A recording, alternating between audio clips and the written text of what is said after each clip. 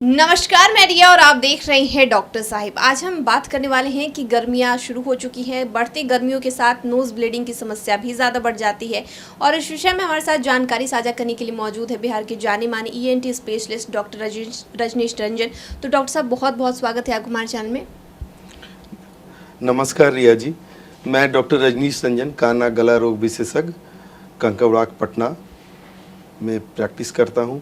तो अभी के मौसम में जो ज़्यादा परेशानी जो मेरे पास पेशेंट आ रहे हैं वो हर आयु वर्ग के हो रहे हैं। छोटे बच्चों में नाक से ब्लड आने की समस्या जिसे नक्सीर या हमारे मेडिकल टर्म में एपिस्टैक्सिस कहते हैं। फिर मिडिल एज ग्रुप या ओल्ड एज ग्रुप जो बूढ़े मोर देन 50 ईयर्स के सारे ग्रुप के पेशेंट रह रहे हैं। सबों में सबसे ज़्यादा पहले हम लोग बच्चों के बारे में जो उनको ब्लीडिंग, नोज ब्लीडिंग की जो शिकायत रहती है उसके बारे में मैं बताना चाहूँगा। अभी छोटे बच्चे 2 साल 3 साल 8 to 12 ईयर्स एज के बच्चे ज़्यादा आते हैं प्रॉब्लम लेके कि नाक सूखा रहता है और नाक से ब्लड आने लगता है कभी कभी।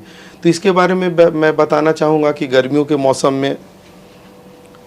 के मौसम में जैसे ही होता है तो तापक्रम वातावरण का बढ़ जाता है तो नाक सूखने की समस्या होती है।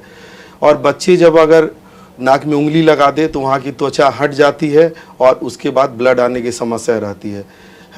गले में नाक और गले में इन्फेक्शन के कारण से भी ब्लड के आने की समस्या रहती है। तो सबसे पहले मेरा सुझाव रहेगा बच्चों के लिए, जो छोटे आयु वर्ग के लिए है कि नाक में उंगली न करें। धूप में कम से कम जितनी ज़रूरत हो उतनी दूर जाएं और गर्म खाना का सेवन न करें, ये सलाह रहेगा। मिडिल एज ग्रुप वाले भी जो रहते हैं उनमें साइनस का प्रॉब्लम रहता है और नोज ब्लॉकेज भी इस मौसम में होने की समस्या रहती है। उस कारण भी नाक से ब्लड आने या ऐसा कि स्प्यूटम के साथ नाक के म्यूकस के सिक्रीशन के साथ भी ब्लड आने की समस्या रहती है। तो उनको पहले मेरी सलाह रहेगी पहले कि कान नाक गला रोग विशेषज्ञ से मिले और अपना पूरा चेकअप कराएं कि पहले तो कारण जानना होगा क्यों आ रही है ब्लड। साइनस का इन्फेक्शन है या सिंपल नेजल ड्राइनेस है या फिर जो साइनोसाइटिस कहते हैं वैसा प्रॉब्लम हो गया है या लंबे दिनों से क्रोनिक साइनोसाइटिस है जिसे आप इग्नोर कर रहे हैं वो बढ़ के अब नाक से ब्लड के रूप में आने लगी है।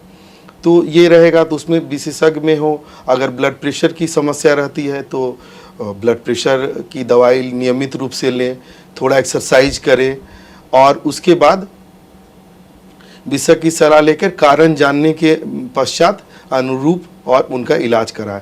जो ओल्ड एज वाले रहते हैं, जो ज़्यादातर पेशेंट आते हैं उनमें ज़्यादा ब्लड प्रेशर की समस्या रहती है। ब्लड प्रेशर रक्तचाप बढ़ा हुआ है पर वो नियमित रूप से दवाई नहीं ले रहे हैं तो उनके ऊपर ब्लड प्रेशर हाई लो हो रहा है, इस कारण से ब्लीडिंग होके नेजल ब्लीडिंग आती है। तो इसमें इलाज के रूप में होता है डॉक्टर की सलाह तो बस लेना है। जब ज़्यादा ब्लीडिंग होगी तो नोज पैकिंग की आवश्यकता होती है। फिजिशियन कंसल्टेशन, साथ में फिजिशियन भी है जो दवा को नियमित करते हैं। दवा के साथ साथ है कि फिर इसमें है कि नियमित रूप से दवा लें और व्यायाम भी करना ज़रूरी होता है ताकि रक्तचाप नियमित रूप से मेंटेन रहे और दवा को सही टाइम पे पूरा लें। सर, जैसा कि आपने बच्चों का जिक्र किया था तो इसमें दवाई बच्चों की चलाने की पूरी ज़रूरत होती है। जो बच्चे कुछ जैसे रहते हैं जिनकी कैसे सिर्फ अगर नाक में सूखने के कारण, त्वचा सूखने के कारण हो रहा है तो हम लोग कुछ ऐसा दवा देते हैं जो नेजल ड्राइनेस को कम करती है। और बच्चों में एलर्जी, छींक समस्या उस कारण से भी होती है तो एलर्जी को प्रिवेंट करने के लिए, रोकने के लिए हम लोग दवा देते हैं ये बच्चों में। तो बच्चों में ज़्यादा प्रिकॉशन की आवश्यकता होती है, दवाई की कम होती है। पर मिडिल एज ग्रुप वाले और ओल्ड एज ग्रुप वाले जिनको नाक से ब्लड आने की समस्या रहती है उनमें ज़्यादा डॉक्टर की सलाह की इन्वेस्टिगेशन, डायग्नोसिस, उसके बाद प्रॉपर ट्रीटमेंट की आवश्यकता होती है। बच्चों में परहेज करें और थोड़ा आप ये दवाई लेंगे तो फिर इसके बाद ठीक हो जाने की सर, तो जैसे डिहाइड्रेशन भी एक समस्या है तो क्या पानी की पर्याप्त मात्रा अगर होगी तो इससे कंट्रोल हो सकता है? पानी की पर्याप्त लेना मात्रा तो शरीर में ज़रूरी है इस मौसम में, खासकर गर्मियों में जब वातावरण, हमारे पटना का तापक्रम 40 डिग्री के आसपास है तो पानी की समस्या, अगर डिहाइड्रेशन होगा तो नेजल ड्राइनेस भी होगा। उस कंडीशन में भी होता है कि ड्राइनेस होगा, नाक में आप उंगली लगाए, थोड़ा भी आपने टच किया तो ब्लीडिंग हो जाती है।